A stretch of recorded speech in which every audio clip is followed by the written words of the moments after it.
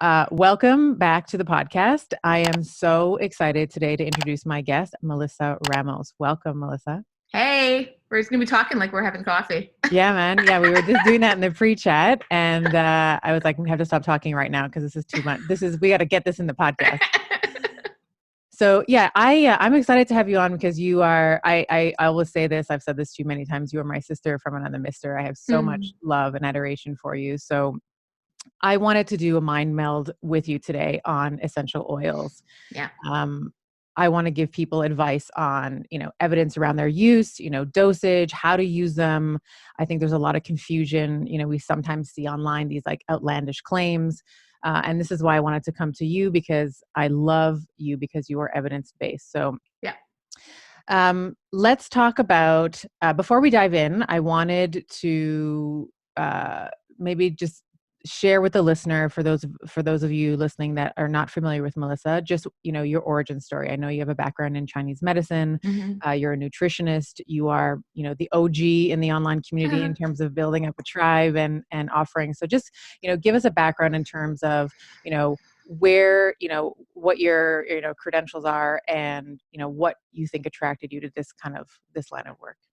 Yeah, I started out as an ad exec, which is like, I always feel like it's my previous life. And I was so miserable doing it. And it's so weird because, when you think you want something, and I wanted to be an ad exec since I was a kid, legitimately since I was 12. I had a business card from a copywriter from the agency that I ended up working at when I was 24. So when they said, "Why are you perfect for this job?" and I pulled out that business card. Wow. And I was like, well, I just got that job, Nailed it. But I got really sick. It's kind of that story that, practitioners have. I got sick. It's why I got into this line of work. But I kind of began in the whole, having gut issues, and I had a lot of skin issues. I had a lot of weight issues and I didn't realize I was having all these weight issues, why I was having them, because I never had a problem controlling my weight before. And then when I got an office job from being on my feet as a server and a bartender, it was like, oh, now I'm not running around all day and I'm eating the same foods. Of course I gained weight. So at any rate, I got into gut health really. And I started to investigate it through nutrition and saw a nutritionist and did all these eliminations. And back then in my 20s, I'm in my 40s now, gluten was not gluten-free. People, if you told people that you couldn't eat gluten, they looked at you like you had, 3 eyes. It just wasn't a thing. There was no alternatives back then that, right. Gluten-free stuff. And people just thought you were doing the Atkins diet. And but I got such an amazing, physical response from it and felt so much better that I was like, oh, there's something to this. And so I started to study nutrition and started to feel so much better. But things kind of didn't stop there. And I had a past history of a lot of trauma and, from sexual abuse and a lot of physical and emotional trauma. And that just sort of, spiraled out into a lot of distractions, which came to alcohol and drug abuse and everything. And obviously that really messed up my hormones. So eating well is one thing, but if you're still, binge drinking, you're going to mess up your hormones. And so that was sort of inevitable. And it came to a head when a cyst had ruptured and it tore off a piece of my right ovary. And I got rushed to hospital. I didn't know that was what was happening. I just knew that my gut was really bloated. And they said, well, we have to do an emergency surgery because all we see is blood to, covering your kidneys. It's even starting to rise up to your lungs now. And I remember having this severe back pain. That was the only thing that actually was probably the most painful part, was this horrible back pain that anytime I just even slightly moved my neck, it was like a lightning bolt shot down my spine. And I remember they put me under and they found the cyst that ruptured. It tore off the ovary, a piece of it at least. And they were able to stitch it up, but they took out over 2 liters of blood, which is a lot. That's a lot. Yeah. And so I had blood transfusions and all that. And it was months of recovery. You don't really realize how much you used your gut, but sneezing, laughing, coughing, my lungs collapsed in surgery. I had to rebuild those. And it was a really long process. And, one of these things that I think that people don't realize, and that I didn't even realize, was that like we often forget that it took us a long time to get to where we're at. Like it, you've been working at this woman for a long time, and it's my situation was no different. So I was diagnosed later with Hashimoto's, which is an autoimmune thyroid condition, and that kind of floored me. And the reason why is because I was so darn tired. And so all these like hormonal things just continually supported the reason why I just became ravenous for hormonal information, and why that became a more stronger focus than the digestive part. And so, I like to blend in Chinese medicine because that is my background.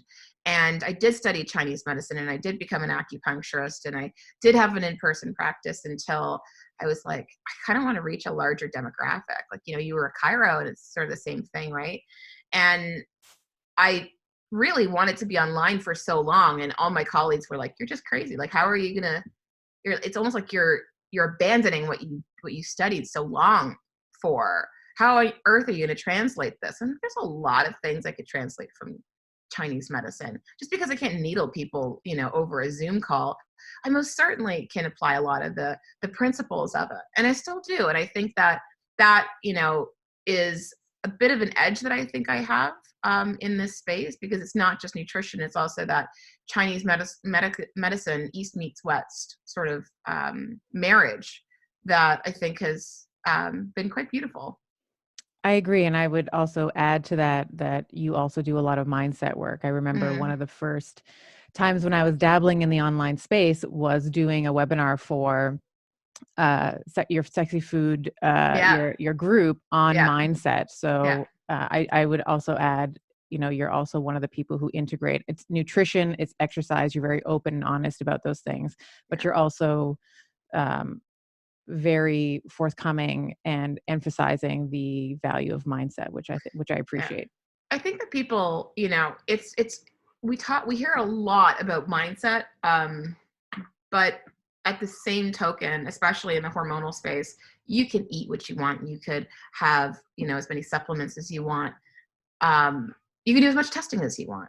But reality is if you are not self-parenting yourself, if you're not looking at these deep emotions that are stored in the muscles and the fascia, and you probably would know that really well because you've worked with the body for how long, right? Like, I'm sure that when you crack someone's body, there could have been like a really intense emotional response, right? But like, we have to be able to address these things, otherwise how we show up into the world is going to really affect every part of our body, including your hormones. And it's why I always say to people, like, hormones are superficial, meaning that so much affects them.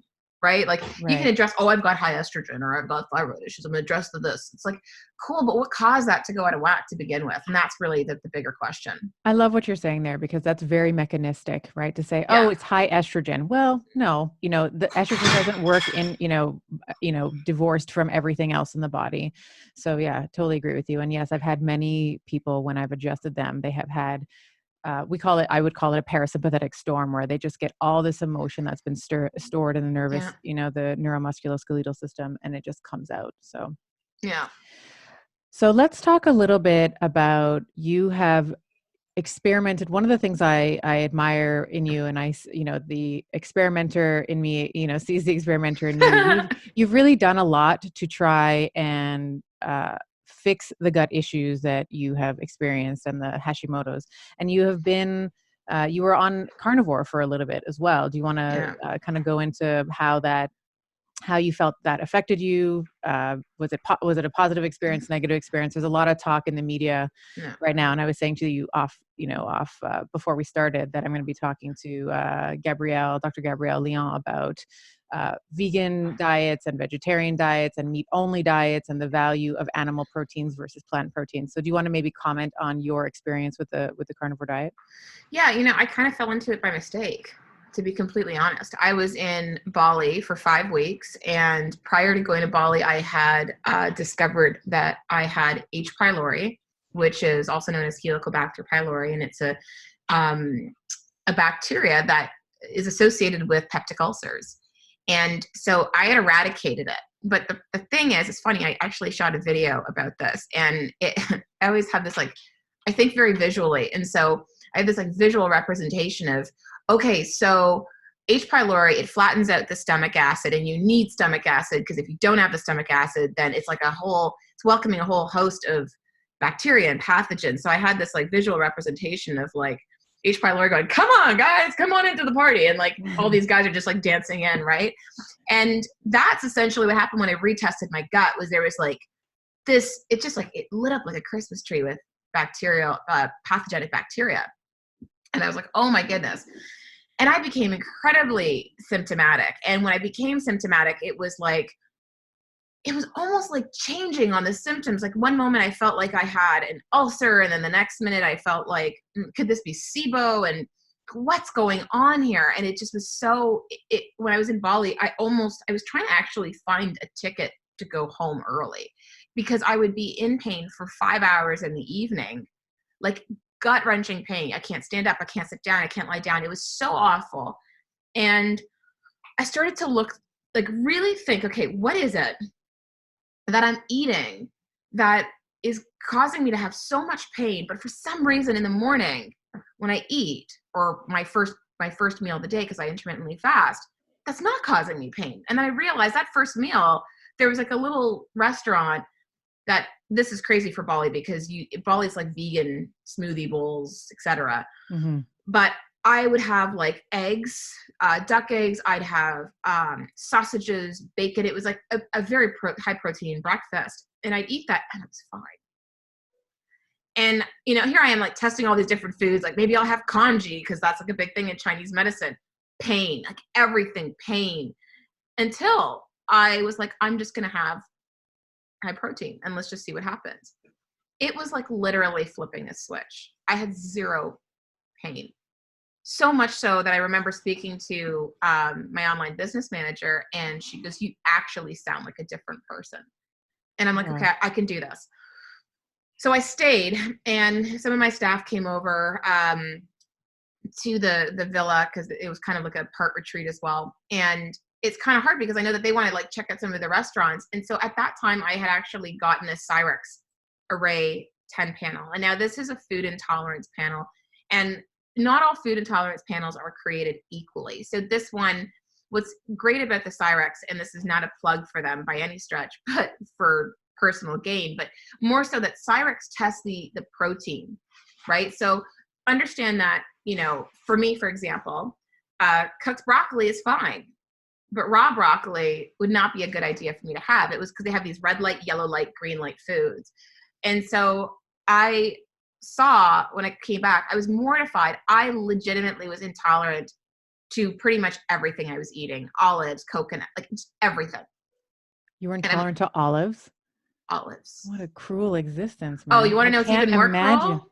Avocado, garlic. No. Oh yeah. And I'm like, oh my God, this is awful. And I thought, okay, well, I just gotta avoid these foods.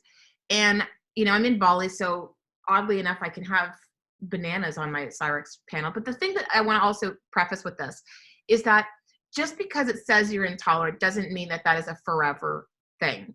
As you heal the gut, a lot of these intolerances are going to go away, really. And so I think some of the ones that are really strong may not. Hopefully they will, but they may not. But the other ones that were kind of mild, I think I should be okay with. But, I did the best I could when I was in Bali. I did have some of the foods that I was in the green light for, some fruits that I could have. So it was kind of like about 80% carnivore, 80 to 90% carnivore in Bali. And I felt just a massive remission in pain. My inflammation went down substantially. And I do a lot of yoga as it is, but like all of a sudden I have like a 6-pack of abs, and I'm like, okay, this is kind of cool. I get back. Now, I don't know about you, but jet lag really, it does a number on me. It kills me. Yeah. It's awful. I came back in business class, so I'm in a pod and everything, and it's all cush. But and luckily I did. But like 15-hour time difference is no small feat.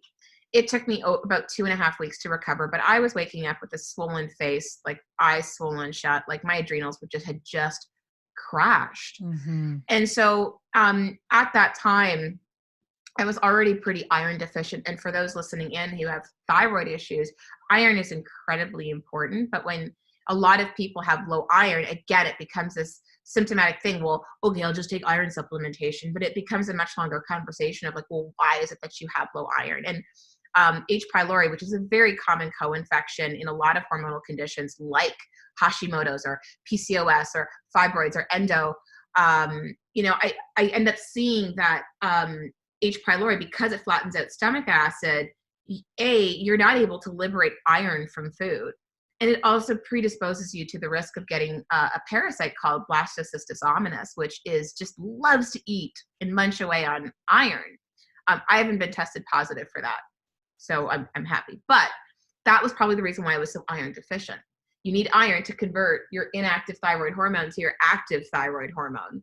And so when I got back, I felt like it was a bit of a perfect storm. So it's one of those things where when I did carnivore and I was coming back, I started to see, I went full carnivore for a month.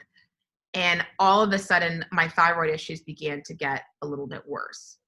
Now, the reason why I don't necessarily blame carnivore is because was it carnivore or was it a perfect storm? I had jet lag and massive adrenal fatigue. My ferritin levels were at a 6. And for those who don't know what ferritin is, it's your storage form of iron. So I was having problems breathing because my iron was so low. Mm-hmm. Okay. So, it's one of those things where all of a sudden I looked at my hands and they were like peeling of skin coming off. I got my period. You showed me. I remember when you were over. You showed me your hands. I remember. Oh, it was I was so self-conscious about it. Mm-hmm. My hair started to fall out quite a bit. And in addition to that, my T3 was quite low on my updated blood work. Mm-hmm. Now, understand the reason why I don't blame carnivore necessarily for this is because my ferritin was at a 6. Your ferritin levels from a lab perspective, I think it's around 21 to 100. Functionally, it should be 50 to 100. Like, that's like, people look to me like, how are you even functioning? Of course I'm going to lose hair. Of course that my T3 is going to be low if I'm not converting my T4 because I have no iron. Right. So I started to take iron patches from a company called Patch MD. And legitimately within 4 days, I felt like a completely new person. So if you were to ask me now, it's like, well, do you do carnivore now? My answer would be yes, carnivore-ish. So ish. ish. So I do carnivore-ish in the sense that it's so funny because there's so many caveats. I do carnivore-ish and I'm OMAD. I'm a flexible OMAD, which is like 1 meal per day. But, my first meal of the day is probably at around like noon, maybe 1 o'clock. It's quite later in the day. And I'll have quite a large meal and I'll have like steak, which is probably my favorite. And I'll have raw bone marrow and I'll have some duck yolks, raw duck yolks. I might have some duck liver as well. And people are like, wow, that's pretty hardcore. But I do tend to add in some carbs around day 1 and 2 of my cycle, and then day 19 and day 20. And truthfully, if I feel like I need a little bit more, because intuitively that's what I feel like I need, then I will add more. And usually when I feel like I need more, it's probably around the second half of my cycle, sure. Right? Because we go into that sympathetic nervous system phase. And that's when the body's like, I kind of want more. If I want a little bit of chocolate, I'm going to eat a little bit of chocolate. So I say ish because I'm a little bit more flexible with it, I think, than most people. But I do feel it's like night and day. And there's a lot of hate on from various communities about carnivore, but I really feel that it's been like a game changer for me in many ways. And I love what you're saying here in terms of intuitive eating, because you had just mentioned 2 times in your cycle. I mean, this is the one thing I really want to get across to the women that are listening. Yeah. We are not little men. So there are a lot of men, like there are a lot of male, well known in the online space who do carnivore, who do keto, who do fasting for several days at a time. And I think that's all great. I've learned quite a bit from all of these doctors and professionals. but there's not a lot of research and data to support that for women. At And all. you at all. And you just brought up a really great point. You are day 19, day 20, 21. We know progesterone is rising at that point. Yeah. We are getting a stimulatory effect on our appetite. And if you are not honoring your biology, that unique female physiology, you are denying your hormones, you are denying your system what it needs. So I just thank you for saying that. I also wanted to bridge this conversation. And I'll also say with carnivore, I think that the long-term studies aren't in yet. It's sort of a newer thing. Yeah. But for a lot of people with autoimmune conditions, you have this anecdotal, like over and over and over, these women that are saying nothing else worked for me. I did keto. It was okay. Yeah. I took out all the vegetables and all of a sudden I went into remission. Like you hear that over and over again. And So SIBO too. And SIBO as well. Like it's just it really is remarkable. So like I know I wanted to be super transparent about this, like account of carnivore, because I have spoken to several very well-known female in the online space who are notably carnivore, like openly carnivore. Mm-hmm. I say openly because it's like almost like a oh my coming god, out of the closet. Coming out of the closet. I eat only meat and no vegetables. Right, but like right. I want to be super open about that because I know some of them have had their battles with carnivore that they haven't shared, right?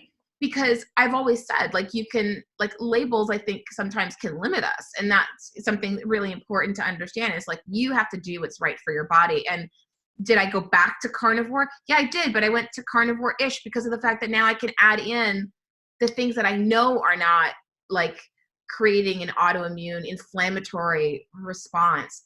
And I've been feeling amazing. My periods are totally fine. I'm still getting my period. I'm sleeping okay. I don't have the scaly hands anymore. My hair stopped falling out. My hair was falling out so bad that when I blow dried it, there was actual hair on the walls, not on the floor, on the walls. Jesus. Because that's how hard it was from just blow drying it. And so, but that probably was more of a factor of, I didn't have any iron. Right. Yeah. And I don't know if you can ascribe that to the carnivore because, when you're eating nose to tail, you are getting a lot, you're getting sort of there's people that talk about this complete package. It's almost if you only eat the steak, you're having half of the multivitamin, but you're having the liver and the brains and the hearts and you're getting, at least the argument is that you're getting most of the nutrients that you need, the vitamins and all of that. And they're also more bioavailable too. Like I think there's a photo running around online or something that's like compares like broccoli to steak, same amount of protein. I'm like, yeah, but is it bioavailable protein? Right. Because like the nutrients are more bioavailable, and that's what has to. And there's a different amino acid. There's a different amino acid profile. Yeah. There's all those things to consider. Yeah. So let's move into essential oils because you have more recently been more of an educator and an advocate for essential oils. And I know just enough about them to be dangerous. So just enough.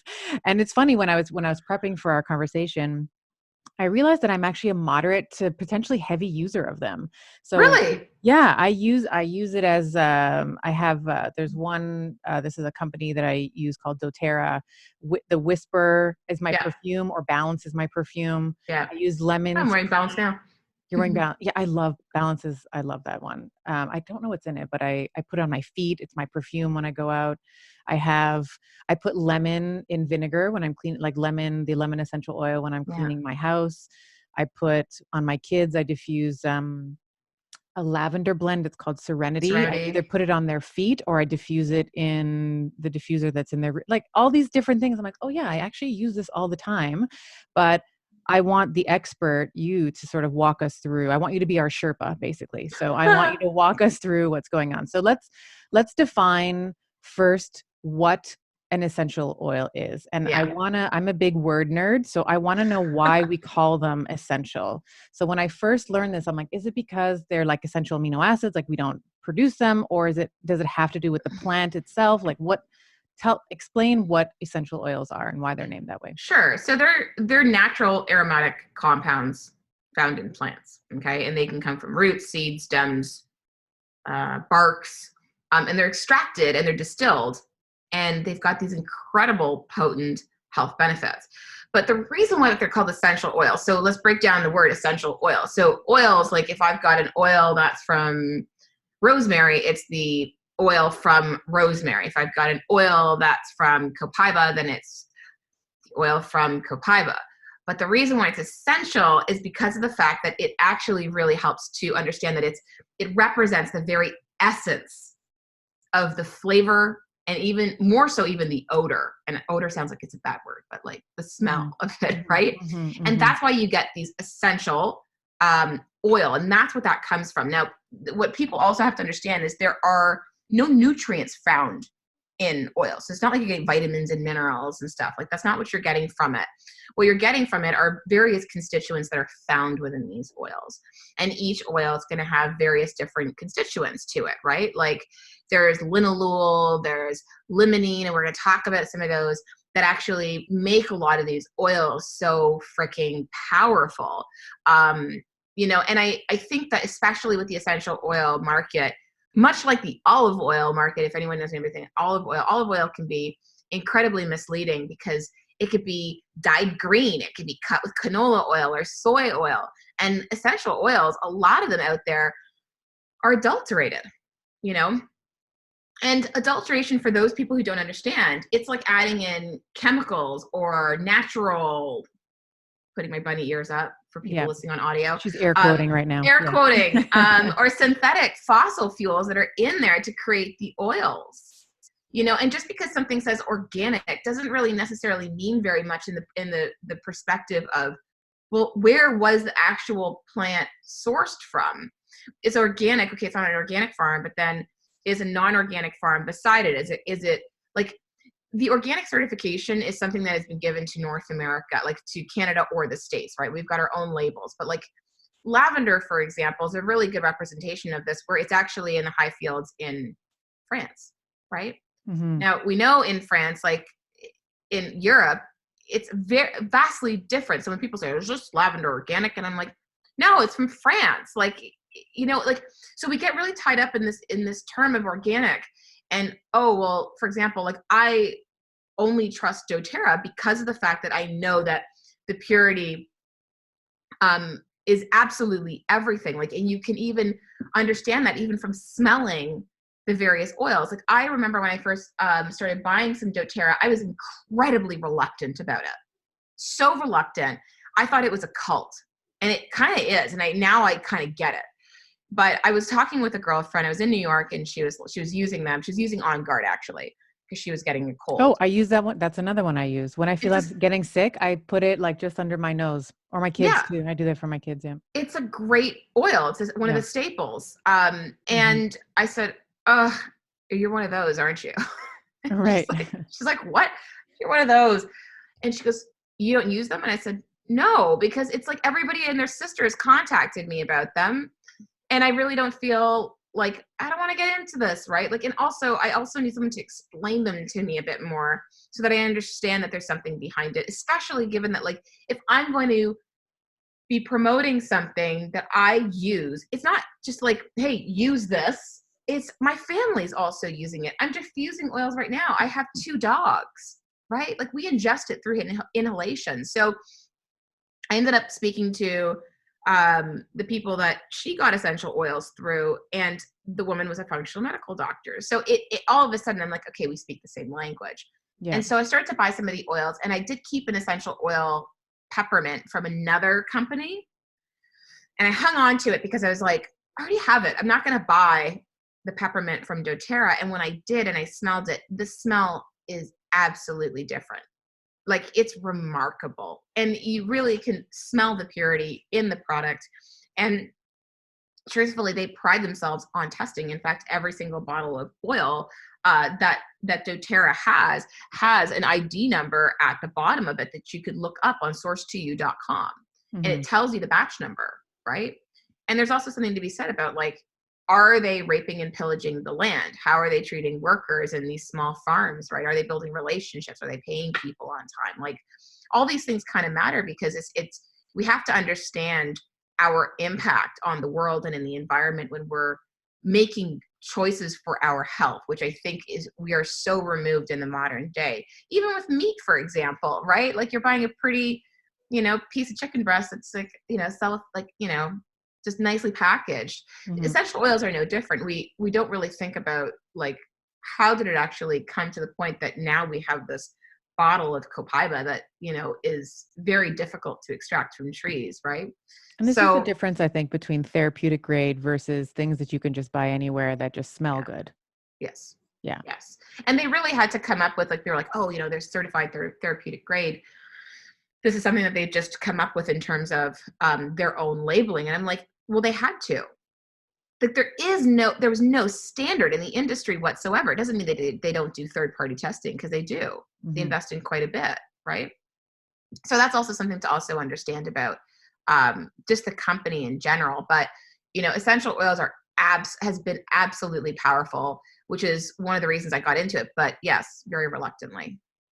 So this bridges this next question, because I think that there's some confusion in terms of how we use essential oils. I have always understood them to, you know, you can diffuse them, you can inhale them. Like I have, actually another way that I use essential oils is I usually will sniff my grapefruit right before I go onto a podcast. I don't know why I do it, but I just really like it. I feel like it wakes me up a bit. So, can you explain how we use them? And there's been, Mhm. you know, especially when we think about inhalation and taking them sorry, not inhalation, pardon me, digestion. When we take the essential oils internally, Mhm. this was one of the questions that came up in the Better community around the safety of doing that. And that's why I Yeah. brought up the therapeutic grade, because if you have just something that's perfumed nicely, that isn't necessarily the essence of the plant or the, you know, the purpose, you know, you haven't extracted the compound efficiently, this is going to potentially change the physiological effects that you have in the body. Yeah. And there are multiple ways to ingest it. And if you don't feel safe, if you don't feel good about taking it orally, you don't have to. Like, you can ingest it through, like, you know, having it in a diffuser and diffusing it. Yeah. You could rub it on a carrier oil. And one of my favorite carrier oils is fractionated coconut oil. And the reason why that I use fractionated coconut oil quite often is because people think that, like, oh, well, um, it's diluting the oil. And, like, it's not making it weaker. We have to understand that. So fractionated coconut oil is best, because it's not an overpowering oil, but it's because it makes the fatty acid chains separate out into this liquid consistency. So the difference between fractionated coconut oil and, say, for example, like your coconut oil that you have for cooking, is that the coconut oil that you have for cooking is much thicker. So you're not going to allow for that rapid absorption. And the thing to also realize is that when we're putting it on a fractionated coconut oil, which all the roller bottles have in them, right?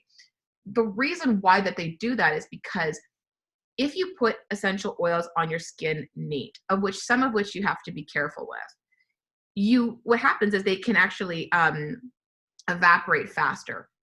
So when we have something that has a fractionated coconut oil, it allows for it to penetrate. It allows for it to actually stay on the skin a little bit longer. So you're getting those benefits from it. So I really like to actually use a carrier oil with it. You can also use jojoba. You can use almond as well. You definitely can put it on your feet. That's also another great way. But when it comes to, when I say internal use, meaning orally, we have to understand that for thousands of years, humans have ingested plants and extracts as herbal products and teas from leaves and flowers, and all of which contain essential oils. Okay. Oils first have an effect on the local tissues, which can be probably felt a bit more strongly when they're applied internally compared to applied on the skin, because the nerves in the mucosa are closer to the surface, right? So oftentimes, you know, we know that the mucosa, we get scared thinking like, oh, this is going to be bad because the mucosa is more fragile, the skin is thicker. Totally get it. But we also have to realize is that the mucosa has protective benefits that are conducive to many essential oils. So when the essential oil contacts the mucosa, and I'm pointing to my hand, pretending as though that's the mucosa, they're absorbed to a degree, okay? And at the initial point of contact, they're absorbed to a degree. But the cool thing is that they're going to be continually diluted by the mucus, okay? So when you're taking it internally, there have been And doTERRA has actually done quite a bit of studies, but even on PubMed, there's lots of studies to show how various oils have been used internally and have been beneficial to people's health. So, for example, the constituent limonene. Okay, limonene is a constituent found in your grapefruit seed or your grapefruit oil. It's also found in lemongrass as well. It's in the citrus oils, essentially. And what it does is it helps to protect the stomach mucosa, and that's been shown in preclinical studies.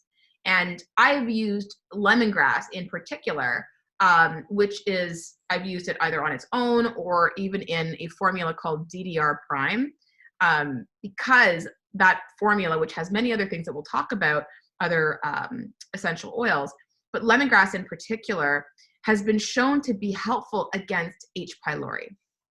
And as I was talking about earlier, H. pylori is that bacteria that's associated with peptic ulcers, and it's a massive co-infection. And this is when people they get really nervous about taking it. If you feel nervous about taking it, then don't. You can diffuse it, you can put it on your skin, but it does have limonene has a protective effect without affecting normal stomach acid secretion, gastrin enzyme secretion, or even glutathione production. So I think that there's a lot of fear. I think that the fear is a good fear to have, in the sense that because there are so many oils out there that are adulterated, we have to be careful. But there are many essential oils that I do use internally, from putting it in my water, I put cardamom in my coffee, because I love the taste of cardamom. Oh, that's a great idea. I like that. Yeah, it's like one drop of cardamom in your coffee really helps to soothe the nervous system. And we know that caffeine can be quite stimulating for some people for their nervous system, specifically me. Like, I'll usually cut my coffee with like a little bit of decaf, just because it can't handle too much of the caffeine. Cinnamon, we've seen in studies even shown to help to boost progesterone status in women. It also helps with blood sugar regulation as well. The grapefruit that you have is probably one of my favorite essential oils, and the reason why that I love it so much is because it shunts cortisol, which is fabulous, and it also helps to increase lipolysis. So it burns fat, which is amazing. So one of the ways that I love to actually use grapefruit and cinnamon is I combine them both in my water, which, that's smart. Just for people who are listening in, always salt your water. So for like 1 liter of water that I drink, I'll put like about a half a teaspoon of sea salt. And I'll put the essential oils in there.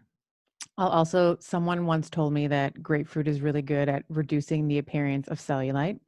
So, and I don't know if that's true or not, but I was like, I'm going to just take all the help that I can get. So I will sometimes put a couple of drops. I moisturize my skin with coconut oil in the evening. So I'll just, coconut oil with a couple of drops of the grapefruit and, on the glutes and on the back of the legs as well. I don't know if there's anything behind that, but I was like, you know what? It's natural.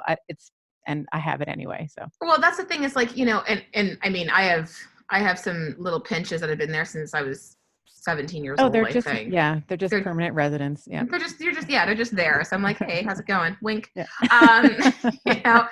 But, and with that said, with the grapefruit, what I do want to caution people on, are some cautions about essential oils, in the fact that grapefruit is a phototoxic oil. So a lot of these citrus oils are phototoxic. And what that means is that they can, if they're applied neat onto the skin, meaning no carrier oil, just directly on the skin, they can cause the skin to be more susceptible to burns. Now, I didn't realize this when I first started to use it. I was like, oh, grapefruit, I love it. I ran myself a nice like bath. I put some grapefruit in there, and I was like, oh my God, my bum. Like, yeah. I felt I was on fire. Yeah. So that's one thing I want to caution people on, is just watch out for some phototoxic oils. Lavender actually can be that way as well. Can be phototoxic. So you just want to make sure that you're applying that carrier oil as well. Yeah. And thank you for saying that, because the extremist in me is like, neat. I don't want to, I want the full concentration. I don't want to dilute it. Like that's my, that's where I start. So I appreciate that explanation. And for people that are not comfortable with ingesting the oils, would you say, when I think about, if you're inhaling them, it's going to be taken up from the olfactory nerves, and then from there, when you're stimulating the olfactory nerves, it goes directly into your sense of smell is one of the oldest cranial nerves and senses that we have. So once we have the olfactory bulb picking up that scent, it's going to be transferred to the thalamus or the limbic system, which is the center for our emotions. And then also when we think about the ingestion into the pulmonary system, Yeah. When they reach the lungs, they can pass from the alveoli into the bloodstream. And then, many of these essential oils can cross the blood-brain barrier as well. Yeah. So there's indirect ways, if you're not comfortable with the inhalation bit of it, and I've never tried to inhale it. So I'm going to try to put maybe I'm thinking of like lemon, some of the lemon that I use. I actually use it for cleaning, but just putting some in my water, or maybe even the grapefruit. You can still smell them and still have that indirect. You can still get it into the body, into the bloodstream that way as well. Oh, 1,000%. And lemon also is amazing for taking labels off of bottles. Just a side note. Oh, that's a good idea. It takes it right off.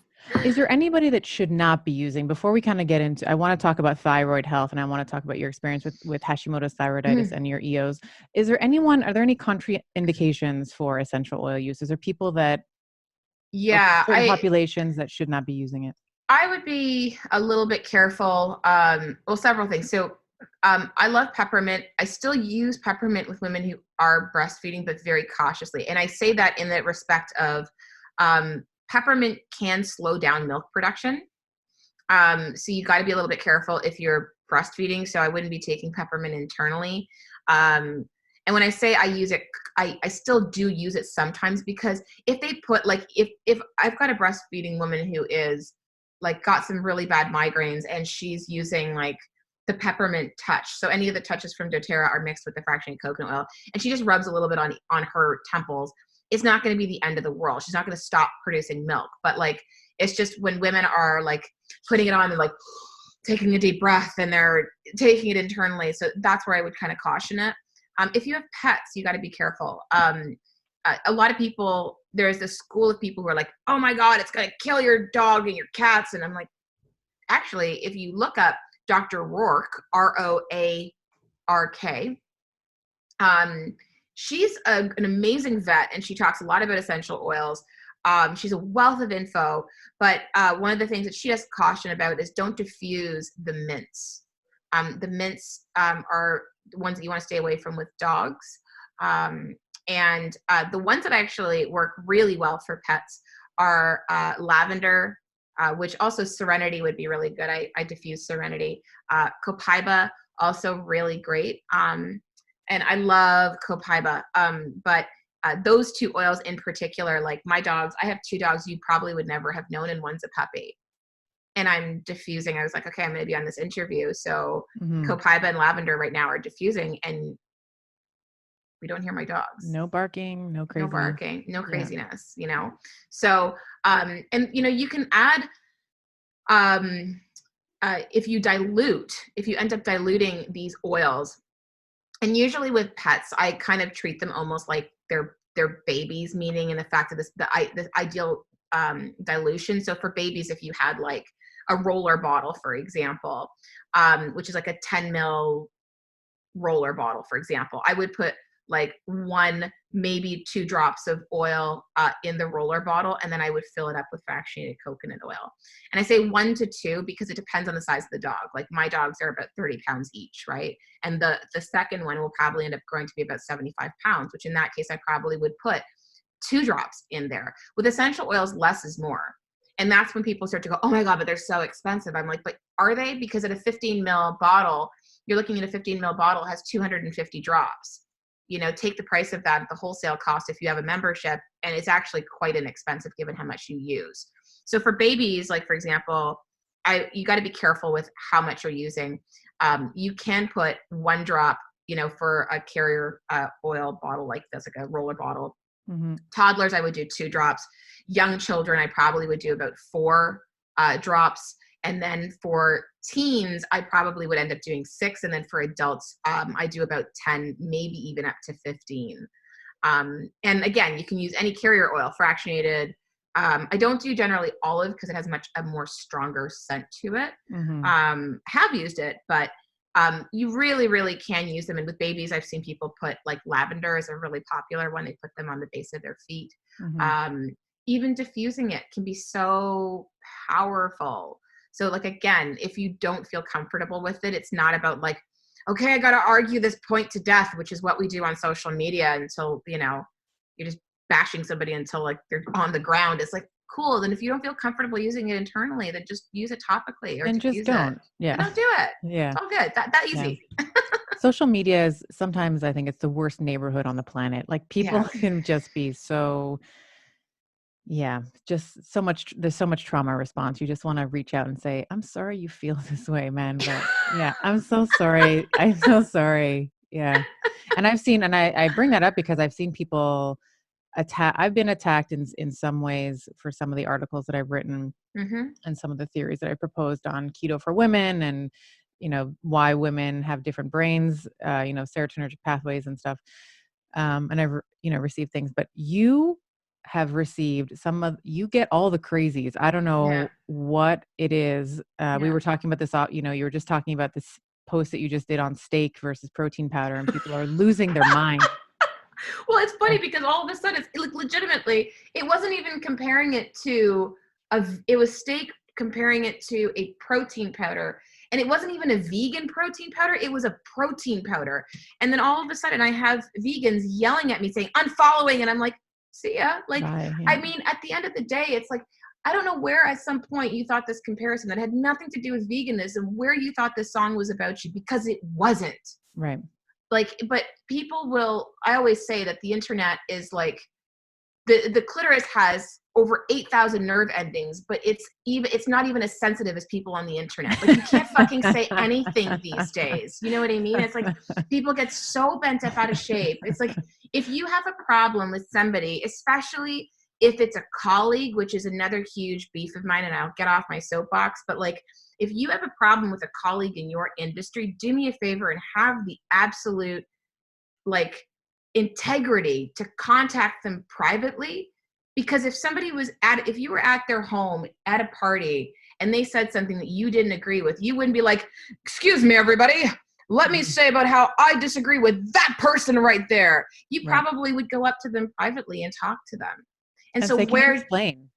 Can you explain yourself so I can better understand your position? Just let's get curious. Let's not get on a point of like attacking people. So these people just need more essential oils in their world, and they need more essential. They need more linalool. They need more lavender. They need more lavender. All right, let's move into Hashimoto's thyroiditis. You mentioned briefly when we were talking about your origin story, that you were diagnosed with it, but let's define it specifically for the user, what it is. And then we can maybe talk about labs that you've already mentioned, the Cyrix array, but typically what labs you like for it, and then we can move into essential oils from there. Yeah. So Hashimoto's, the interesting thing, I was diagnosed back in 2017. And if I did not have the proper blood work, I never would have found out I had it. And this part always drives me a little bit crazy because it's a big issue. It's a big issue. It's a big issue, yeah. We're testing where people are going to their doctors and they're getting they're getting TSH and maybe T4 tested. And TSH is your thyroid stimulating hormone. T4 is your inactive thyroid hormone. There's total T4. There's, free T4. It's just not enough to understand what's going on with the thyroid. And so you need your T3, your free T3 tested, because you want to also see how much actual available T3 do I have? You need your free T4 tested, but you also need your reverse T3 tested. And so for people not knowing what that is, I always kind of think of it as like this dud hormone, because when you are under a great amount of stress, and please let me caveat the fact that when I say stress, we often think mental stress, but stress is anything that stresses the body. So whether that's heavy metal toxicity, that's like, gut dysbiosis, that could be that form of stress. Maybe it is a mental stress that's going on. What happens is we have these stressors, your cortisol levels, which is that hormone released in response to stress. It is not a bad hormone. People associate it with that because they think, oh, my cortisol's bad. No, it's not. It actually can be quite anti-inflammatory. But, that's actually the intended function of cortisol. It's a counter-regulatory hormone. It's supposed to it's supposed to be anti-inflammatory, oppose the effects of insulin. Yep. But people, they're thinking it's all bad. But, if your cortisol levels are out of whack and they are mismanaged, the problem is, and they're pumping out harder than a kid at Jersey Shore, they're like, it's going to like really mess up this conversion of T4 into T3. Remember, we spoke about iron helping that conversion. Well, if there is a lot of stress that is mismanaged, that conversion is not going to happen from T4 to T3. Right. And then as a result, you're going to have this reverse T3 that's going to be elevated. And your body really can't do anything with it. It's just kind of sitting there. And from a Hashimoto perspective, the reason why I talk about this and why it's so important is because it affects this autoimmune thyroid condition affects 97% of women who have hypothyroidism. And in addition to that, many women are going undiagnosed because their thyroid antibodies are not being tested. This is a really big issue. We've got thyroid peroxidase antibodies. We've got thyroglobulin. The thyroglobulins were really interesting because when I see that one elevated on blood tests, I also have to ask myself as a practitioner, is there high levels of estrogen? Because sometimes estrogen can actually boost that up.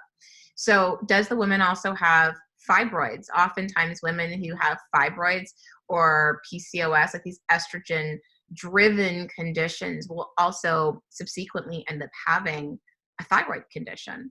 We often kind of try to like compartmentalize these conditions, but the body really does work as like a symphony. Like it all kind of is supposed to work together. So those antibodies, it's an absolute must to get them tested, because in 2017, when I got tested, there was like everything looked fine. Even from a functional level, it would have looked fine. Mm-hmm. But those antibodies, were like 150. Another one was almost 200, just under 200. And, I'm like, wow, this would explain why I'm so darn tired, and why it explains that I'm so fatigued and depressed, and, I just don't feel well. So testing is so important, and we need to get this tested every 3 to maximum 6 months. But how can you possibly, I ask myself this, how can I possibly expect patients to value blood work when they've never actually been taught to do so? They go to a doctor's office, they sit for, half an hour waiting for their appointment. They go in and they're ushered out after 10 minutes and being told everything is normal when they don't feel normal. So in a lot of the work that I do in my membership, Sexy Lady Balls, I actually go through blood chemistry analysis to show that please don't come to me with like one thing going, see, this is elevated, what does it mean? And I'm like, I don't know, because I need to see the patterns. Right. Like, what's your cholesterol like? Because guess what? If you have high cholesterol, that also could be showing me that there could be some liver dysfunction and there could be some thyroid stuff going on. Like, it's not just about one marker. It's not just about your thyroid markers when it comes to thyroid health. It's also about your iron. It's about your liver enzymes. Like, we need to see the whole picture and your patient history, because it's not just about paper. It's about the actual person. Yeah, and this is the one thing where I feel the allopathic model continues to fail women and women's medicine, where we are just looking at the TSH levels, we are just looking at T4. And to your point, the antibodies are not being looked at. And women, I can't tell you how many times I've heard this in practice. It's just, I was told everything was normal. Yeah. I was told everything was normal. And it's so frustrating, because then the woman, she goes to practitioner after practitioner and the blood work looks, air quotes, normal. So she starts thinking that there's something wrong with her. She thinks she's crazy. She thinks that she's batshit crazy. And Yeah. it's such a relief when we have advocates like you who are saying, yeah, you need to look at your TPOs and your antibody levels, and we need to be looking at the entire picture. Yeah. So let's look, you've been touching on this a little bit. What are some of the common other cofactors, physiological issues that we see with Hashis? You've already talked about intestinal hyperpermeability. Maybe you can expand on that a little bit, and some of the other things that you typically see.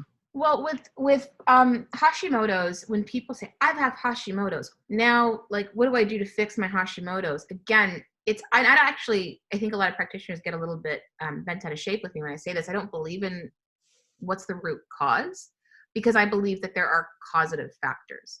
One thing did not create your Hashimoto's. And maybe it's semantics in terms of what I'm saying, but like, that's what I think. It's like one of the causative factors behind Hashimoto's is gut permeability. Like when you have that leaky gut, because you didn't get to where you are if your body didn't start to think that everything, that's various things that you're eating, like look at how many things I'm intolerant to, a ton, that these things are invaders, and you're starting to develop this inflammatory autoimmune flare up and response, where sometimes our immune system, which as much as I'd like to think it's perfect, it's not. It gets confused and it starts to attack thyroid tissue instead.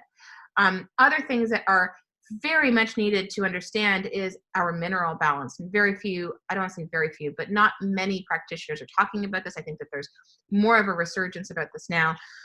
But the reason why mineral balance is important is because minerals are like the foundational building blocks of the body. And if those minerals are not actually up to par, you're going to struggle with your adrenals. You are going to struggle with your thyroid. I don't care how healthy you live, at some point, you're going to struggle. And when you start to see that there are these deficiencies in various minerals, like potassium is one of them, magnesium we know is one of them, sodium, highly demonized, but very much needed by the human body to function, and even calcium. But with that said, if calcium levels are incredibly elevated, like in the cases of like a thyroid, Hashimoto's hypothyroidism case, what we'll often see with minerals is that calcium is elevated and potassium is bottomed out. This essentially is like halting the thyroid. It like puts a brake on the thyroid, meaning it slows it down, because this is like known as a calcium shell. And oftentimes we'll see this calcium shell that has been developed, sometimes even because of trauma. We have to remember that the mind body is very much connected, that things just didn't happen physically. Like, there could be emotional responses.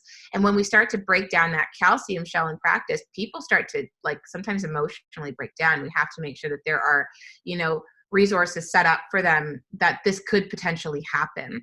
Other things that can drive up that calcium shell is copper toxicity. Copper toxicity and a host of other metals can absolutely affect the thyroid. And we get copper toxicity from drinking water.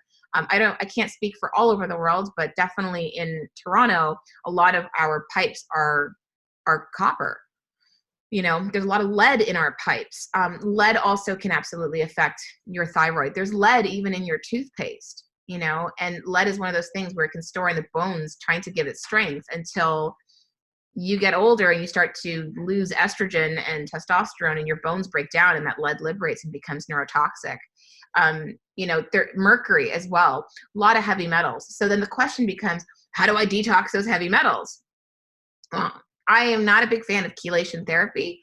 And I say this with a very, very big caveat, in the sense that if you try to push out heavy metals before those minerals are balanced, that person's going to get very ill, because the body requires strength to detox. And remember, those minerals are a building block and a foundation. So you have to make sure that you're building them up. And once you do, the body goes, oh, okay, I'm strong enough. I can start to detox. You can start to see some of those heavy metals come up on a test, but only until they start to be balanced out. Because before they do, the body's like, you want me to detox? What? There's no way. I'm not strong enough.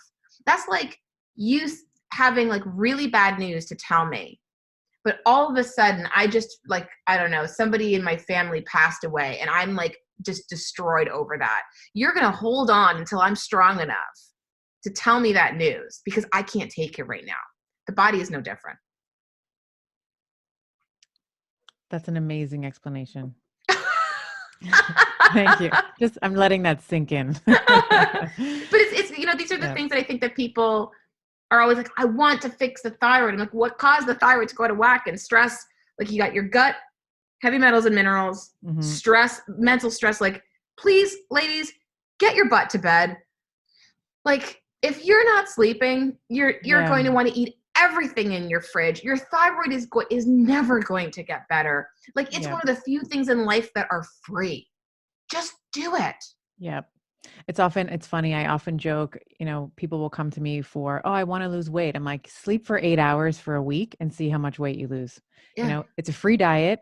All you got to do is sleep 8 hours. You got to sleep 8 hours a night, and you will see the cortisol level, like your pattern, the circadian rhythm of your cortisol will regulate, and all of a sudden you're going to be less puffy. You're going to be less inflamed. So that's the free diet that I like to joke about. Well, I always ask people, I say, so if you are in this, like if women come to me and they say, oh my God, I'm so ugly, I'm so fat, everything sucks. It's like inner critic is just like freaking out. Yeah. I always say, ask yourself one question, just one question. And that is, am I tired? Like, oh my God. It's like, really? I do that too. I do that too. I'm like, oh my God, I'm the worst. The podcast is not doing I'm not doing enough in the world. Therefore I chose the wrong like everything is wrong. I thought, who am I to think that I could have this? 100%. I'm ugly. I hate my butt. Like everything sucks. Oh my God, I'm getting jowls. Like whatever it is. Yeah. And then I'm like, just hold up a second. And I always remind myself, am I tired? Yeah. It's like, because if you ask yourself, maybe you're overreacting. Never ask yourself you're overreacting, because no, I'm not. I'm justified to feel this way. But if you ask yourself, am I tired? That's when it's like, I am tired. Cool. Work on that then. Right. Because never trust your thoughts on a tired brain. Ever. Do you ever see anything with Hashimoto's? Do you ever see insulin dysregulation, insulin resistance, liver issues, glucose disposal issues? Or, I mean, we're talking about gut dysfunction, which I want to get into the essential oils in a second, the HPA axis, which you've touched on with stress and sleep. Do you see issues with liver function and glucose regulation? 1,000%. I think that if you have a thyroid issue, you have to look at your liver. There's no question. So when I'm like talking about gut health, I always have to remember to explain that I'm also talking about the liver as well, because it's so important to understand that, like, if you are not detoxifying efficiently, if you have sluggish bile flow, your bile is this, fluid that's supposed to carry all these toxins and hormones. But when it's thick, because for, women who have higher estrogen levels, for example, will have cholesterol deposits that will deposit into the bile, making it thicker. And when we're not actually eliminating all this toxicity from bile flow that's in the bile, what we're going to end up seeing is this recirculation of all these toxins in the body that should actually, and hormones that should be eliminated. But yeah, this is speaking from an insulin perspective. Absolutely, this is the reason why we see so many women who have like insulin resistant form of PCOS, for example, will also subsequently have Hashimoto's. It's a very strong correlation as well. But the liver has to be worked on 1,000%. And that's where I'm like, if you were stuffing your face with carbs every day, I just love to emotionally eat. Oh my God, I can't do without it. I'm like, you have full control over what you put in your pie hole. I will tell you that, because if you feel that you don't, that you have to ask yourself, are you tired? It's literally one of the biggest questions a woman can ask herself is like, are you tired? Because if you're tired, your insulin levels will shoot up. Like all I want to do is eat burgers. And I'm not talking with a lettuce wrap on it. Like I legitimately want to eat like the High Priest here in Toronto, which has like the 3 layers of like, bread in there, because I want it. Right. But it's because I'm tired. So when women are struggling with that, I'm like, to love your liver, you also have to really substantially reduce those carbohydrates as well. We had Jim Quick on the podcast, and he had said, one of the things he said, which I thought was so profound, if you continue to fight for your limitations, you get to keep them. That's a mic drop right there. Isn't that great? Yeah. So with that said, let's start on our geeky magic carpet ride with essential oils. So let's talk about the essential oils. We've identified, a couple of main areas that we want to focus on in terms of gut dysfunction, co-infections there, stress, glucose and liver function. Let's go through some of the essential oils that you found work. And if you would be so kind also to be explaining, as you have been, the science behind them as well. Yeah. I have like a thyroid bundle of oils that I always are like my go-to. And one of them is a formulation that I mentioned just a quick bit before, which is called DDR Prime. And DDR Prime has that lemongrass. And the reason why I like it, because it has that lemongrass. We know that limonene specifically in the lemongrass has been really helpful against the fight against H. pylori, that bacteria that creates peptic ulcers. And this is, you know, H. pylori, if you might be like, I got a test from my doctor and it said that it was negative. I'll tell you this much right now, that methodology matters. Yeah. So your breath test or stool test, I've seen it come out negative for H. pylori from doctors. And then they've done our stool test, which is done through PCR DNA sequencing. I've seen a woman light up like a Christmas tree, not only for H. pylori, but all the virulence factors for H. pylori. So methodology does matter.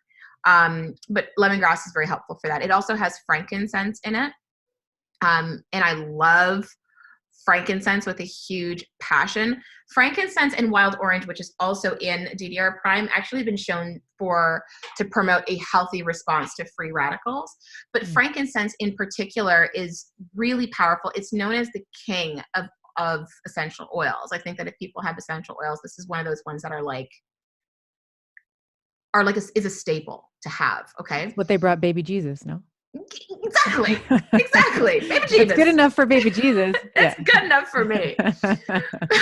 What's gold, frankincense, and myrrh?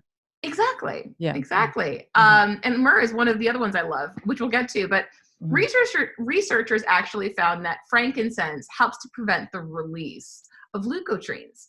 And so if people don't understand what that is, those are compounds that are associated with inflammation. So it's a massive anti-inflammatory. It has other constituents called terpenes in them. It has boswellic acids in it. Frankincense, you may also hear it by the name of boswellia.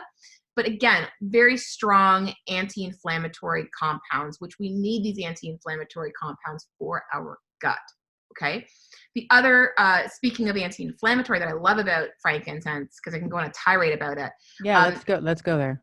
But it's been shown from this wasn't an animal study, but they were a test tube animal study that's shown that these boswellic acids were actually more effective than non-steroidal anti-inflammatory drugs.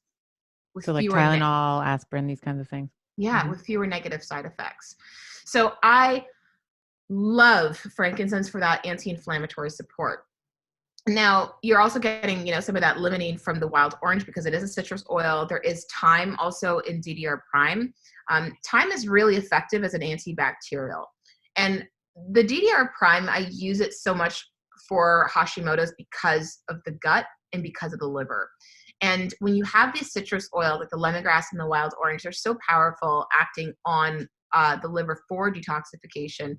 It's one of the main reasons why that I use it. But it also has other essential oils like summer savory and niuli, but it has clove. So clove is a very powerful oil. If you ever were to go to a health food store and you're getting like a gut formula, for example, it would probably have clove in it. But clove is a very strong anti-parasitic. Now with H. pylori, which is associated with Hashimoto's, oftentimes what runs with H. pylori is Blastocystis hominis, which is a parasite that runs with it. Another protozoa that runs with it is another one called Enteromax nana. And they're these long, like dinosaur sounding names, like they should call them like Bob and Sarah or something, but they don't. Right. But clove is amazing as an antibacterial. But the other thing that I really dig clove for is a powerful candida fighter. So these are all the reasons why that I love DDR prime. And so I actually suggest that people take it internally. And when they take it internally, they would take like a couple of drops of it after each main meal. Because it has that lemongrass, sometimes you kind of feel that a bit of that repeat. So that's why I always suggest people to take it with food. So that's like the first one that I probably would say. Oh, and before I go on with that, a few drops of that, you said? Yeah, I usually put it in a veggie cap. doTERRA sells veggie caps. They're like 180 veggie caps for like $4. It's pretty cheap. So I just open it up. I put 2 drops of that in, close it up, and then I take it after each main meal. Each meal. So if you're eating 2 to 3 times a day, you'd have 2 to 3. Okay. Yeah. Okay. And the thing that I also love, which we're going to talk a little bit more about when we get to myrrh, it does feel like a Christmas special, but is that when you have DDR prime, the oils in it, specifically frankincense, is immunomodulate. It helps to modulate the immune system. And so that's really important for Hashimoto's because we have to watch out for things that can stimulate or depress the immune system. And Hashimoto's in particular is a Th1 dominant condition. There's Th1 and Th2 in your system. And so we don't Let's explain that for the listener. Yeah, so you have these aspects. I'm going to try to get as layman as possible here, but you have these aspects of your immune system. And there are various conditions, autoimmune conditions, that are either Th1 or Th2 dominant. And you got to be a bit careful with this because if you're stimulating Th2, for example, things like echinacea can stimulate Th1 even further. And that can actually drive your Hashimoto's to go AWOL, right? And what a lot of people don't talk about at least I don't hear about it very much, but Hashimoto flare-ups are very much a real thing. I've had probably 2 in the time that I've had it, where your symptoms essentially just become a lot worse. Like whatever your symptoms generally would be. And I don't really feel like I don't feel like I'm symptomatic.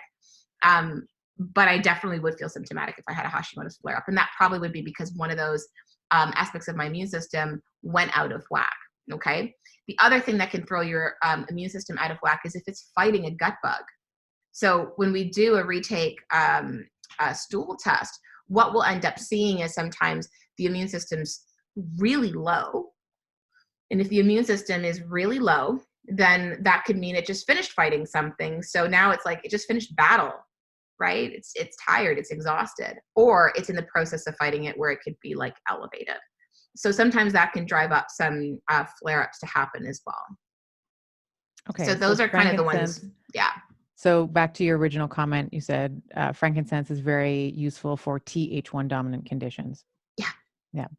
Yeah. It's also really good for skin. Sometimes I like oh my God. And people with thyroid, they tend to have drier skin, right? So this is Yes. also really nice to be putting in your moisturizer as well. Yeah, it's one of those things where after I'm done washing my face, frankincense goes on my skin because it's also really great for wrinkles. It's great for scarring. If you cut yourself and you have a boo-boo, you can put some frankincense on it. My husband was like, doesn't love the smell of essential oils. He's like, oh, the stinky little bottles of oils. And so when we were in Utah, he went climbing. And I don't know if you've ever seen those climbing shoes. They look like hooks. And so they're just really tight. They're really pro climber shoes. And so he had this cut on his toe. And, Eric has a pain tolerance that's pretty high. Like it takes a lot for him to complain. And he was limping and he's like, I don't know how the heck I'm going to go climbing. Like my foot really hurts. And so I said, can you please just let me put some frankincense on it? And I did. And I was at the conference all day and I said, please just put this on like as much as possible throughout the day. He did. The next day he was totally fine. That's so amazing. It's a powerful vulnerary as well, which is like skin healing as well. So like scarring, like wrinkles, frankincense is freaking amazing. Burns. It's just an amazing, amazing thing. I had someone tell me once, it was a couple of years ago now, I had a cyst in my breast, and it was a hormonal cyst. There was nothing, but I can't remember who had said it to me. They're like, you should put frankincense on your breasts every night. Yeah. And so I do that. I do that even still. And I've never had, the cyst has never come back. And a lot of women will complain about, I tend to, just knowing my genomic profile, I tend to, if I'm not working out, I'm very much estrogen dominant. If I am working out, then it's much more balanced. Yeah. But it used to be that my breasts would be incredibly tender leading up to very inflamed, very swollen. And I would know because my kids would come and cuddle me and I was like, please stay away. But the frankincense really, really did help with whether it's, and again, we're talking about this being a potent anti-inflammatory. So we know that the areola, of course, takes up that's how, your breast milk changes, is that the areola is sort of the sensor that, takes in its environment. It's almost like the eyes of your breast, if you will. Yeah. And that's the DDR prime. If you were using the frankincense, the DDR prime is the one that I always tell women that if they do have fibrocystic breast, to use DDR prime. Yeah. It is the oil that I use for things that replicate. So even thyroid nodules, I will have women combine actually the 3 oils, my 3 thyroid oils, DDR being one of them, and actually making like a roller bottle for themselves and then rolling it on their thyroid. And that's really helpful because remember, it absorbs into the skin. So if you've got thyroid nodules or cysts, which are incredibly common, like so common. So actually adding that onto there can be really helpful. Even if you have fibroids or ovarian cysts, adding that DDR prime with the carrier oil for sure on the pelvic region can be incredibly beneficial. Amazing. Let's move into, so we talked about DDR prime. Is there other oils that you want to, I want to talk about myrrh a little bit. I want to talk about rose geranium as well, but I'll defer to you in terms of where you want to go next for the thyroid in terms of oils. Well, there's three. So DDR prime is one of them. Copaiba is the second one. Copaiba is, or as my cousins would probably in Brazil would probably yell at me because it should be pronounced copaiba, but it's a highly inflammatory oil. Again, very needed obviously for gut health. But the cool thing I love about copaiba is that it is really helpful for the adrenals because it stimulates those endocannabinoid 2 receptors, making it great for anxiety. So it's those same receptors that we see in CBD. So it's very soothing for the nervous system. Like if someone is struggling with anxiety and, adrenals that are overactive, they're feeling super stressed out. We know that if there's going to be some adrenal strain, if there's the thyroid issue, copaiba is one that I use. And I like to use it actually, either I diffuse it, which is one way, because when I add copaiba and I diffuse it, I can add many other essential oils. And I just find it's a nice little base. Or one of the ways that I use is I put a couple of drops on my tongue before I go to bed, or even before I'm about to do like a presentation. If I'm about to stand up in front of a bunch of people, I use copaiba because I just find it to be really, really, really helpful for like nervousness, anxiety, adrenal health. So it has like a parasympathetic effect, activation effect. Yeah. And that's really nice too when we're thinking about thyroid health. One of the things that blocks that T4 to T3 conversion is the cortisol. So if it's really helping your adrenals heal, that would be appropriate. Yeah. And then we have myrrh, and myrrh is like, I love myrrh. Myrrh is a very potent anti-parasitic. It's a potent candida fighter. It's also a very potent mold killer. Mold. Yeah. So we're looking at black mold specifically is very much indicated in thyroid dysfunction. So many people, including myself, have been exposed to black mold. So if you've ever had like AC units in your window, those things tend to harbor black mold in your vents in an old home. Sometimes you don't see it. Sometimes it can be in the walls, but mold has been found in a lot of people who have thyroid issues to infiltrate the thyroid, impeding its function. And so when you end up having that, myrrh is a very potent killer. And so if you've been exposed to black mold, one of the ways that I really also like to use myrrh, even though I do use it internally, is I make like a little nasal wash. And so it's like a little pump. I got this little pump on Amazon, and all I did was put about, 4 drops of myrrh, not very much. You don't need very much in it. 4 drops of myrrh. I put about 1/4 of a teaspoon of baking soda in here, and then some water. Okay. And then all I do is I just shake it up, and then I blow my nose first, and then I breathe in and I squirt it up my nose. And because remember, those black mold spores can be in your nasal passages. So I actually do this in the morning, every morning when I wake up, before I end up doing breath work, because I'm a big fan of breath work. And I just find that it helps to clear my passages. And remember, some of them is trickling into your gut. Right. So it's not just staying in your nose and magically goes away. It's going to go into your gut. Right. So, and it's also going to be able to get into the bloodstream, via what we talked about before. Like it gets taken up through the olfactory bulb, and then once it enters into your lungs, it can pass through, to the alveoli, and then from the alveoli into the bloodstream.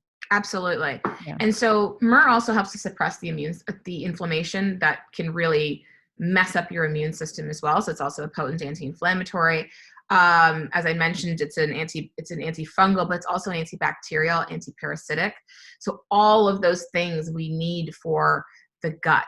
But the thing that really separates it is that it's a black mold killer. So those are like my 3 thyroid oils. And then I always say that, and we spoke about them earlier, so I won't kind of go into them too much, but I always like to have those 3. And then I like to have my 2 favorite little adrenal oils, which is like my cinnamon bark, because it's so freaking delicious, balances blood sugar, Really great. Used a lot in Chinese medicine for our kidney qi, but we think about adrenals in that respect. And then grapefruit, which I know that you I love obviously grapefruit. love as well. Mm-hmm. And it's just so great because you could just put those in your water and just drink them. But I know you mentioned rose and geranium, and I'm really big into the flower oils. Rose is a very, very powerful oil. It's not just good for scarring and blemishes, etc. But there is evidence and research evidence on PubMed, and you can look it up, that shows that it's actually a very potent candida and mold fighter. Specifically black mold. There's aspergillus, and there's tons of research to actually suggest that, which is like pretty amazing. So that, and like rose essential oil from doTERRA, they do make it in two forms. They make it in touch, which is with a fractionated coconut oil. I have it. It's very expensive, but I have it because it's helpful against a lot of antibiotic resistant strains. But this is the oil, but this can be used internally as well. Also helps to shunt cortisol. Yeah, I'm very and this is why I'm loving this conversation, because I am so attracted to certain scents, and I don't necessarily know why. Rose is one of them. Rose is powerful. Yeah, and sometimes I will put it in some water and spray it on my pillow. Yeah, it's really helpful. Yeah. And it's so good for that, especially on your pillow, because it's so good for if your cortisol levels are going up. Like for me, when I go to bed, I'm thinking about all kinds of things, even if it's stuff that doesn't matter. Right. Geranium is a powerful oil. I don't love the smell of geranium, but the reason why I still am friends with geranium is because it helps to widen bile ducts, which is pretty amazing.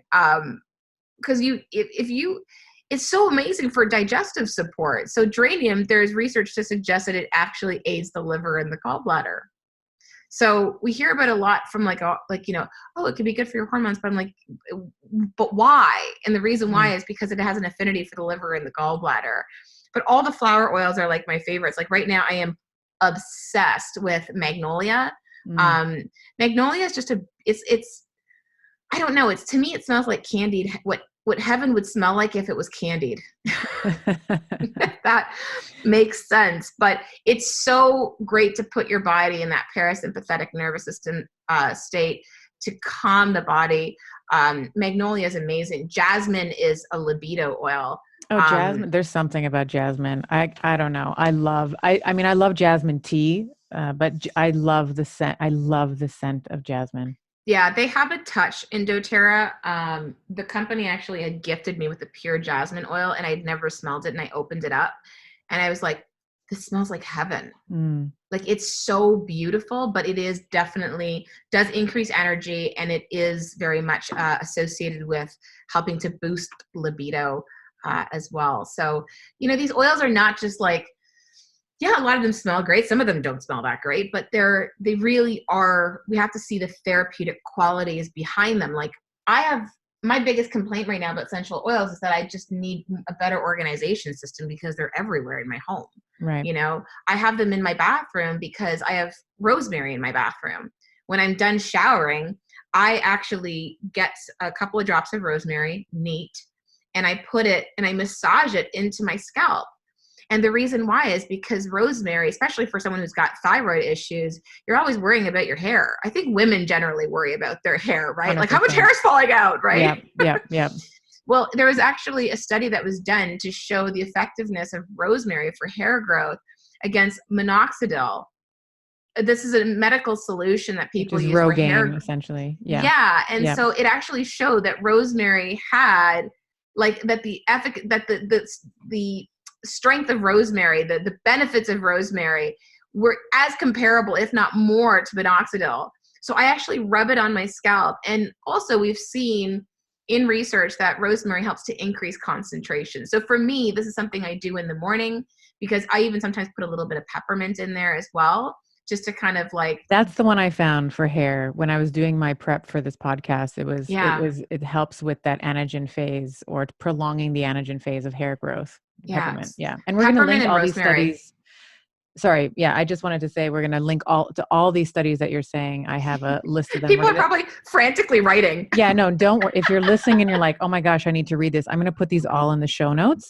But peppermint was one of the, I wanted to ask what you thought about peppermint in terms of whether it's thyroid or general health because it helps, at least from my research, it helps relax some of the smooth muscles of your intestines. I texted you the other day because I found that paper on athletic performance. And guys, I wrote this down. 1 drop of peppermint on the tongue or in mineral water was associated with improved grip strength, vertical jump, standing long jump, visual and auditory reaction time, heart rate variability, both at 5 minutes and 60 minutes after use. Also improved lung capacity and blood lactate after 10 days of daily ingestion. Carbohydrate metabolism increase, suggesting an increase in energetic production in muscle tissue. I know. What the hell? I know. It's crazy. Peppermint is and this is one of those staple oils. Like everyone needs a bottle of peppermint, right? You know? So even like if people are like, okay, I'm going to buy the thyroid oils, they're great. But I always try to teach people that there's some staples you should have in your home, realistically. That's one of them. There was also even a report that came out of the Alternative Medicine Review journal that actually showed that peppermint essential oil had beneficial effect on the balance of gut bacteria in cases of SIBO, small intestinal bacterial overgrowth. So doTERRA makes, the peppermint essential oil. They now, a new product that came out was enteric coated capsules, just in case people kind of start to get some repeats. So they have those as well. But it's very helpful for like nausea, gas, also actually aids with bile flow as well. So if you look at a lot of bitters in a health food store, while some of them might have ginger, some of them also have peppermint, and for good reason. It isn't just for that it helps to prevent flatulence. It also helps with, bile flow. Very, very important. So peppermint is phenomenal, but it's one of those things where I always find, if I can get woo-woo for a second, if I'm having this moment where I'm spiraling out, I actually use a bit of pepper. I use probably about 1 drop, maybe 2, usually just 1 drop on my hand. Less is more. I rub it and then I breathe in. And I do that because what I find that it does is it pattern interrupts. So even if I'm switching gears, for example, from one project to the other, like, okay, I'm writing and I have to switch gears, and I'm like, sometimes it's kind of hard for me to do that, to have that same pace. I actually get some peppermint essential oil. If I'm in a launch, peppermint essential oil is always at my desk. Like it's in my, I've got it in my purse. I'll make roller bottles out of it, or you can buy the touch as well. But great, especially if you're like traveling, you're exhausted and you're tired and you're plain. So it's a staple. And what about, is there any other ones? I wanted to touch on lavender, maybe, to talk about. I feel lavender. Yeah. I use that a lot with my children at bedtime. Lavender is a really beautiful essential oil. There is some research. There's not a lot of it, but there's some research its effects on serotonin levels. So for cases of like depression, it can help some people. It does obviously really help to put that your body into a parasympathetic state. So lavender can be really helpful. Very, again, another staple oil because it's the oil that you use for burns. Very much so. Also, that is an oil that I have used in hair masks. I've used that with rosemary. So when I'm doing a coconut oil hair mask and I wrap my hair up like in a hair wrap, I actually have lavender and rosemary. And you sleep with that? Tell me, what is a hair mask?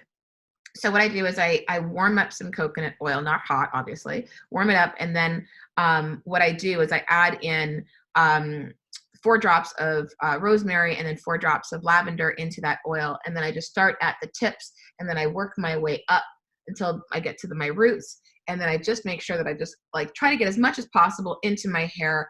And sometimes, because I'm an extremist like yourself, I'll probably put a little bit more on my scalp. And then I just like massage it all in there. Must get everywhere. Yeah. Must get everywhere. And then I don't go to bed with it because I'm a pretty like restless sleeper. So my concern is that like my little shower cap will come off. I look pretty ridiculous with it on, but I will just have a shower cap and then I just like watch TV. So I just like use it for like about an hour, maybe 2 hours or something as I'm doing stuff around the home. Mm-hmm. But it is just, it's so powerful, those two oils. There's also another oil that I really like for energy, to ward off energy vampires. It's called pettigrain.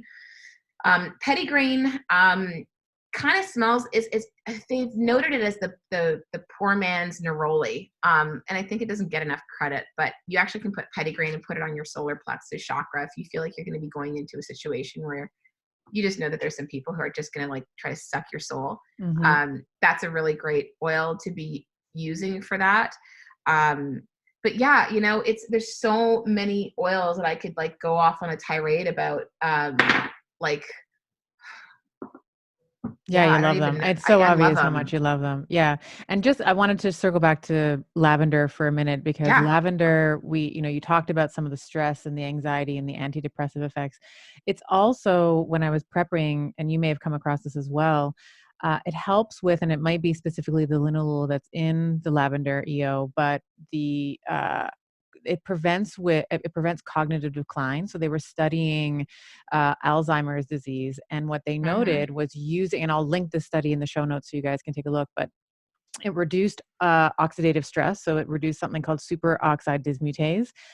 It protected glutathione peroxidase, continued to suppress NRF2, which is a pro-inflammatory pathway, and it upregulated BDNF, so brain-derived neurotrophic factor.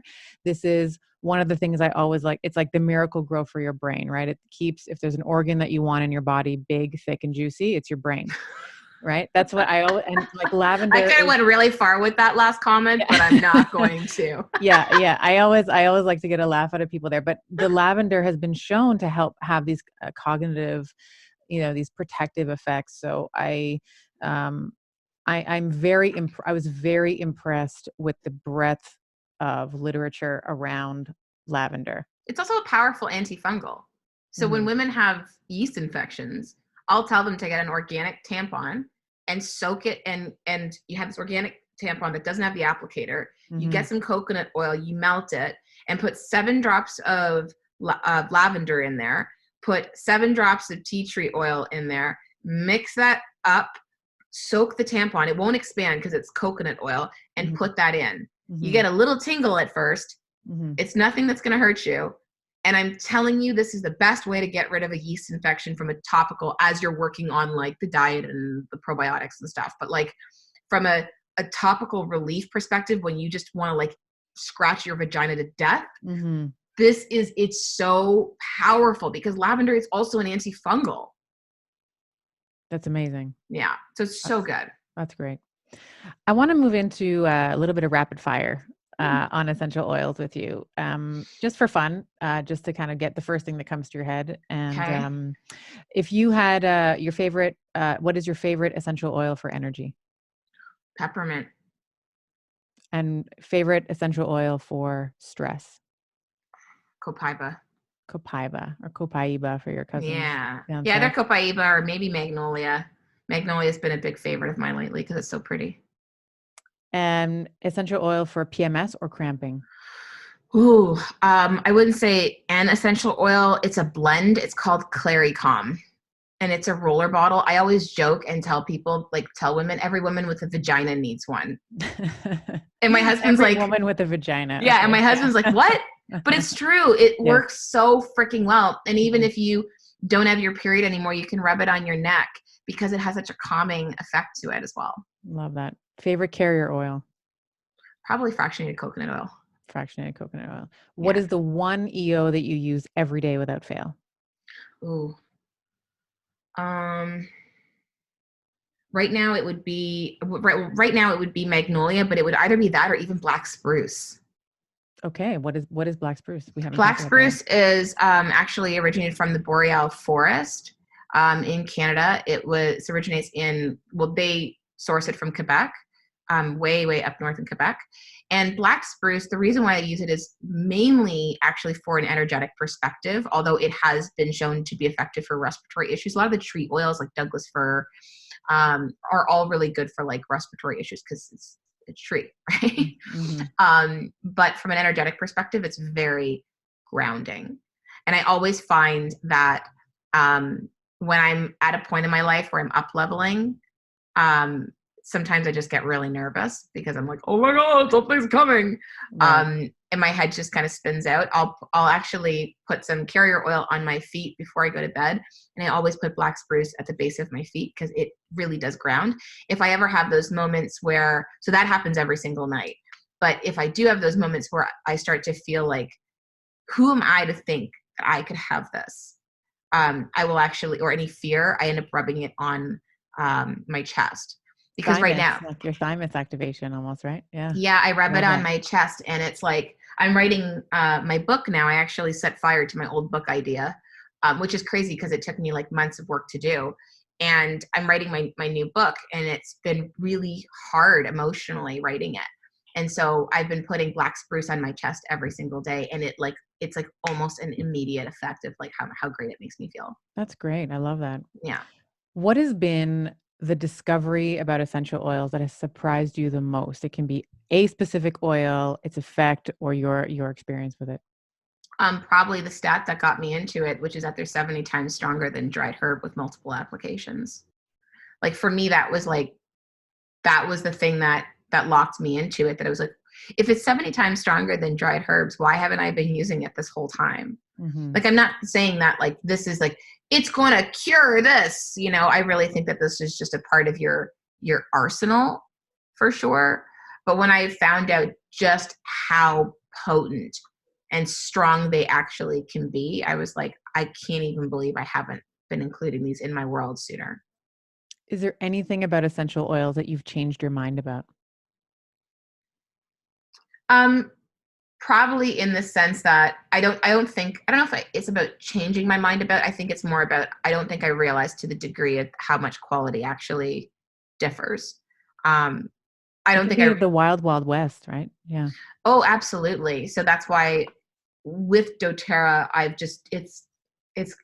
understand it now. I get it. I get why people are raving fans of it. Like the repeat use of it is so high, and it's for a reason. The product speaks for itself. You get people to start using it and understand how it's so powerful. But the quality really, really, really does matter, because when I smell other oils, I'm like, oh my God, this is like night and day. Mm-hmm. What I appreciate about you, Melissa, is that you blend this clinical observation. So you've had, this vast, this opportunity to observe women and observe the clinical application of the essential oils, but you also blend that with the available literature in terms of coming up with your protocols. So I just love you. I think you're unapologetic about your, your skills, your findings, what you love, what you don't love. And I just want to thank you for your time, for taking us on this essential oil journey. I have learned so much. Oh, good. I hope everybody feels inspired to try them out because they're amazing. Thank you so much. And if people want to find you on the interwebs, where can I direct them? Yeah. So if you want to find me and find out more about what I do, you can go to sexyfoodtherapy.com. If you want to grab those 3 thyroid oils, you can just go to sexyfoodtherapy.com/EO-thyroid. So like EO is for like essential oils. So EO-thyroid. And you can get that, those 3 oils and like the adrenal oils that I talked about. And when you do end up getting that, actually, what I end up doing is I gift people with an hour consult with me where I actually help them understand how to take those oils, how to use them in different capacities, so they don't become a supplement graveyard where they're just collecting dust and you're wondering like, are these still good to take? And you get to understand like what the next 90 days for you will look like. And I'm always happy to look at anybody's like results that they've had from previous testing that they've had, but to really actually build out a 90-day plan that I would do over the phone. So that is available if they end up getting that thyroid rescue trio that I had talked about, with or without those 2 adrenal oils. Amazing. Thank you so much for your time. This is awesome. Awesome. Thanks.